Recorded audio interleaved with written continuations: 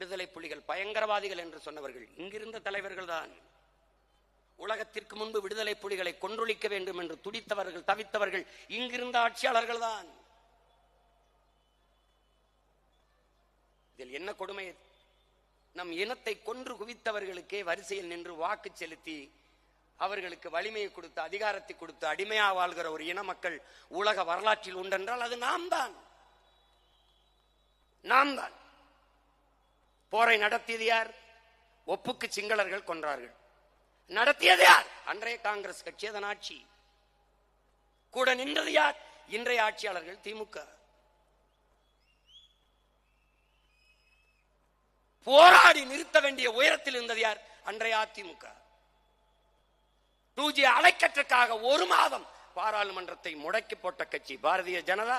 பக்கத்தில் ஒரு தீவில் இத்தனை மக்களை கொன்று குவிக்கிறார்களே, அவர்களுக்கு ஏன் நீங்கள் உதவி செய்து கொண்டிருக்கிறீர்கள்? அந்த போரை தலையிட்டு நிப்பாட்டுங்கள் என்று பேசாது இருந்த கட்சி பாரதிய ஜனதா.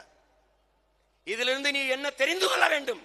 இவன் 4 பேருமே தமிழ் பேரினத்தின் பகைவர்கள், எதிரிகள் என்பதை நீ புரிந்து கொள்ள.